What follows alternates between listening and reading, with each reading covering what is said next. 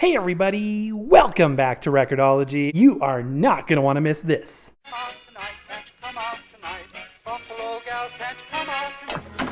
Welcome to Record-ology.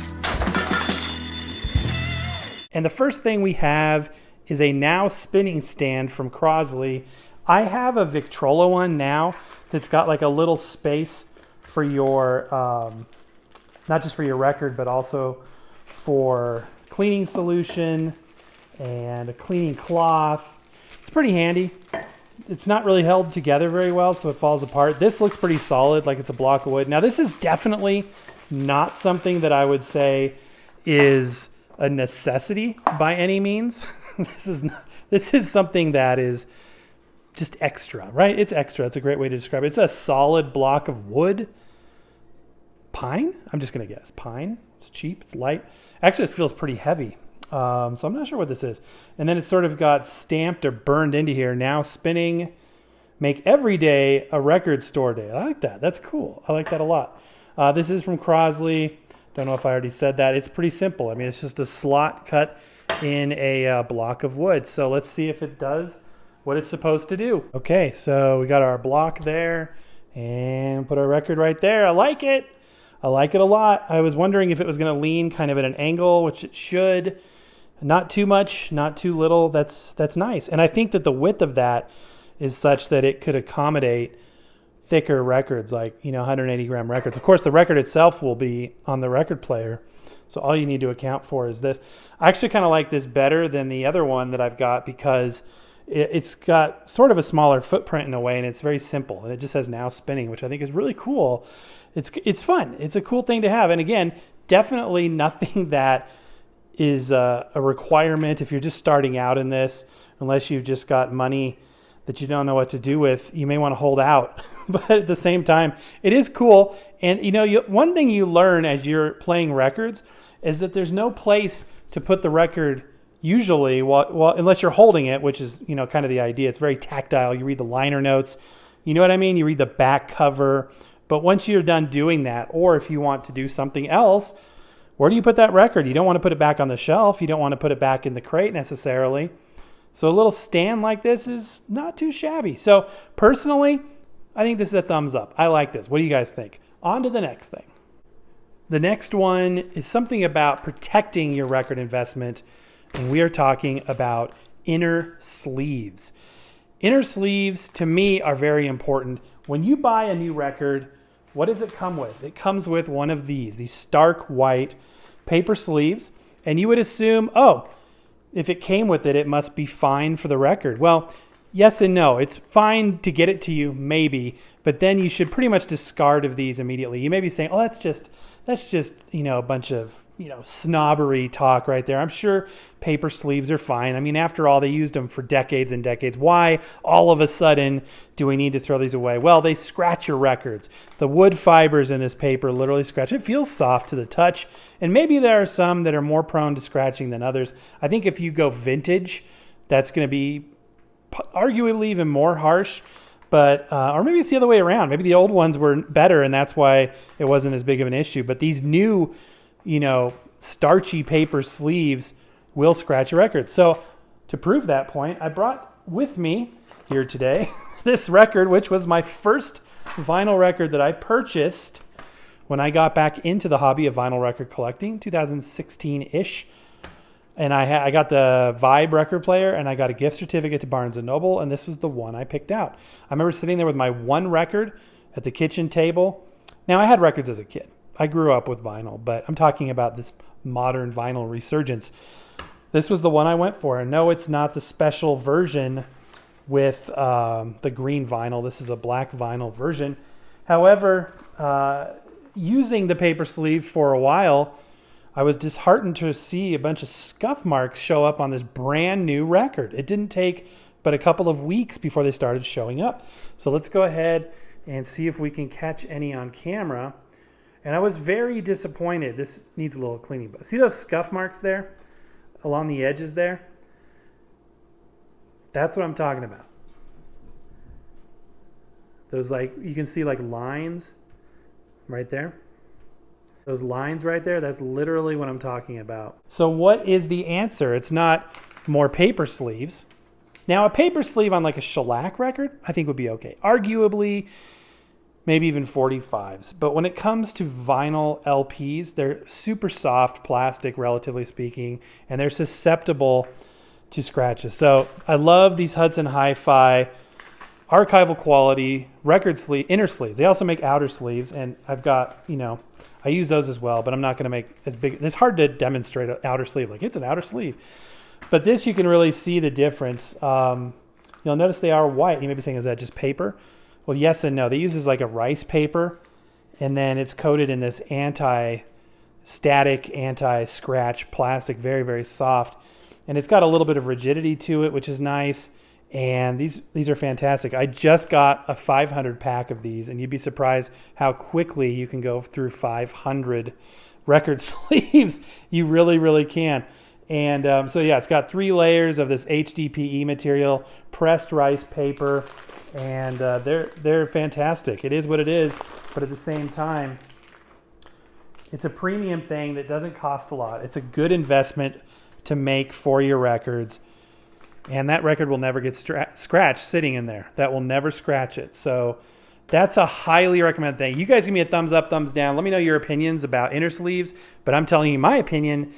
You can't go wrong with inner sleeves. And then the best thing to do for the outside of your record cover is an outer sleeve, and they make those as well. I would say an outer sleeve is less critical in terms of protecting your investment, but record covers that have slid in and out for years will develop ring wear from the record itself, and just scuff marks in general. So if you want to protect the artwork, like this is gorgeous artwork, then you need to do something to protect it. And that's an important thing to do as well. So I literally say, if you get a new record or a record at all, or you go garage sailing or go to a thrift store and there's no sleeve, that's even worse.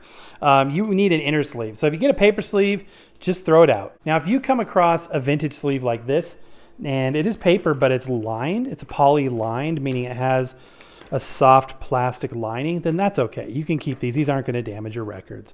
Probably not as gentle as the nice new Hudson Hi-Fi ones, but as you can see, I literally do keep my records in these if they already have them. You don't want to throw your money away, so I don't want to be wasteful by any means. And I also keep vintage sleeves even when I upgrade. So if it's a plain white paper sleeve, I'll throw it away, or it's just a plain one. But if it's got like Victrola or kind of, all kinds of vintage stuff on advertisements, pictures, I'll keep those, but I won't put the record in. I'll just sleeve it with the record in the outer sleeve.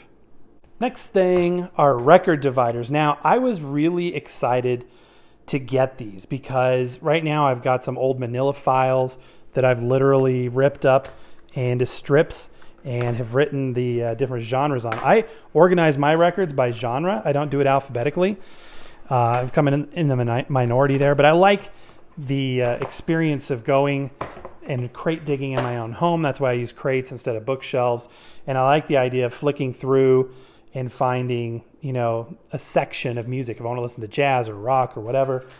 And a divider is a key element. Again, if you're a beginner in this and you only have 30, 40 records, then, this may not be your first thought. However, when you start to get more records, it becomes something you think about. And if you go to a vinyl shop and they've got, usually plastic dividers, you're like, yeah, that'd be cool to have in the house. So that's why I thought this would be a great idea. And I'm a little disappointed in this one. I'm not going to give this one a thumbs up. Can anybody guess why? Let me spread them all out here. As you can see, they are thick. They're about as thick as a record. They're about maybe 3 mil thickness. There's 1, 2, 3, 4, 5. These are alphabetical. You could put new labels over them, I guess, if you wanted to. And, oh, weird. That one's unlabeled, so you can customize that one. So how many do we have? 5. 1, 2, 3, 4, 5. And they're divided up alphabetically, A through H, I through P, Q through Z. And you could use these on a bookshelf. You could use these on a crate. Either way would be fine. They're just 12 inches by 12 inches, except for the protruding tab at the top. Can anybody guess why I was disappointed in this? That's because there's only 3 of them by alphabet. There's only 3 tabs. There's a lot of records for me or anybody that's got a sizable collection from A to H. You know what I mean? There's a lot from I to P. So this wouldn't really help me that much organize it. I would like one for every letter of the alphabet. Even if they were thinner, that'd be totally fine. Or just more in general. So you get 2 bonus ones that are just blank. But 5, I've got more than 5 genres of music. So to me, this is kind of a bummer. You'd have to buy 2, knowing that I wasn't even going to use those cutouts. So a little bit disappointed, but at the same time, if you have sort of a medium-sized collection, or kind of contradicting myself, what I was saying a little while ago, if you have a smaller collection, maybe this would be just fine for you. The concept is good. The product itself is good. It's just sort of it looks like a plywood of some sort. And they're stained. They look fine. They feel pretty dang good. But there's just not enough of them. 5 wooden dividers. So what do you guys think about that? And how do you guys organize your records? I'm always fascinated to learn that. Now this one really isn't a vinyl accessory, but I thought it was cool, so I thought I would share it with you guys.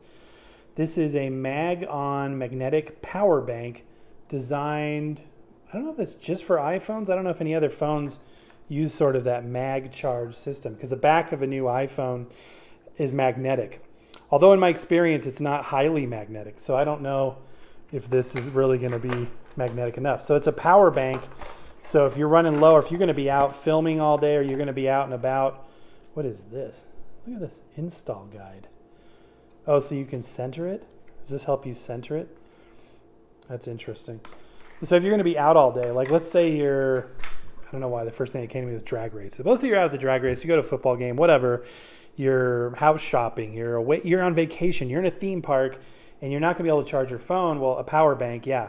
But they're kind of inconvenient. Like, where do you put it, right? So if you can clip it right or magnetize it right to the back of your phone, that would be cool, right? That was my thought. So sometimes I'm out filming for the show, and I'm thinking, man, it would be nice to, have more juice. This thing is thick, though. That is really thick. All right, let me try it on my phone and see what I think. Okay, I don't know if you can tell, but I just switched to another phone. This is an iPhone SE2. So this is really, really interesting. So the jacks on the device. So you've got a USB-C as an input and an output. The USB in the middle there is output only, because you need to charge the device, right? The Lightning is an input. So you can use this to, wired charging or wireless charging. So I've got my trusty iPhone 12 here, and it's in a case. Now it says the case either needs to be removed or you need to use it. This cannot work with a case. It's thicker than 2 millimeters. So let's see. I haven't even attempted this thing. So let's just see if I can find it. I definitely feel where it's supposed to go. So but there's no way this would stay on. You know what I mean? It's so heavy. Okay, so the next logical thing is let's take the phone out of the case. By the way, I've tried a lot of cases, and these ones are my favorite. The only downside is you have a metal frame, which is a good thing. The only downside is that metal frame can bend. So I had these on one of my 6s or my 6S, I think, and that frame eventually bent. And some of the iPhones, the 6s, and maybe even the 7s could bend, so you didn't want that to happen. However, if this stays rigid and true, then it should help keep the framing on your phone true as well. I'm not sure. Raptic brand? I'm not sure, but this does a good job. That being said, I've got the iPhone 12 out of its protective case, and let's just see how strong this is on the back. Okay, it's much stronger. Okay. I mean, there's no reason why I can't see a need for this, at least on this phone, because this is very, you know what I mean? Like it's going to stay on. But look at that. I could bump it off very easily. It picks the spot. Like it definitely snaps into the right position. It's so thick though. You know what I mean? Like, I don't think you would ever, I don't know.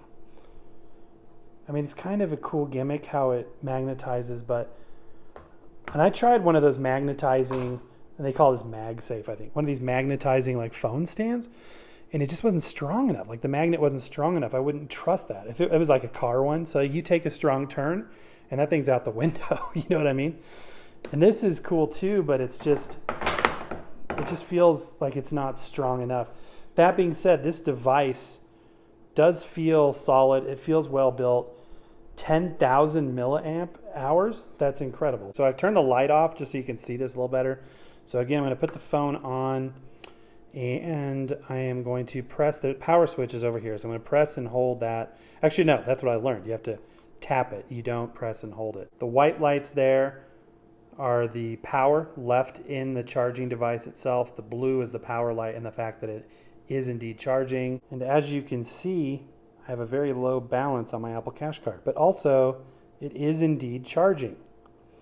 I've got it in airplane mode because when I'm filming, if I turn the antennas off, it helps a lot with interference because I get crazy RF interference when I'm filming. So yeah, it does work. And when you're done, you just tap that power switch once and it shuts off. Actually, I think you might need to remove the phone and then click that once. It goes red. The lights go off. Now, if you're familiar with wireless charging, I did verify this is only compatible with iPhone 12s and 13s. So apparently, if you don't have one of those, then you're out of luck, which is kind of silly in my opinion. It should be more standardized. It does use the QI charging standard, which is good. And wireless charging is cool, but there's one big caveat, and that is speed. The lower, cheaper 5-watt wireless chargers will take longer than plugging your phone into a lightning cable to charge. So that's a pain in the butt. Then they have these super fast ones that are 10 watts and they are amazing. They charge your phone like from dead battery to full charge in like an hour and a half. It's amazing. This is somewhere in the middle. This is 7.5 watts. So this is good. This is probably comparable to plugging it into the actual lightning port itself. So yeah, I think that's a thumbs up. It's an interesting device. I don't think I would want to just have it on my phone permanently, like that's just part of my phone now, but it would be useful to bring along. Is it more useful than just plugging in? I guess it saves you having to have a cable. Of course, if you don't have an iPhone 12 or 13, you can use it with a hardwire method. So it saves you from having a cable and a power bank, but pretty much it's just like a power bank. So I think yes, I think it's cool, but it's definitely something you could forego for a cheaper one if you didn't, really want the novelty of the MagSafe. All right, my friends, and that is going to do it. If you're interested in any of this stuff, links down below, but mostly thank you so very much. I know it was kind of a weird show, but I had some interesting things I wanted to share with you guys. Again, super curious what you thought. Comments down below. We'll see you guys next time. Happy record hunting.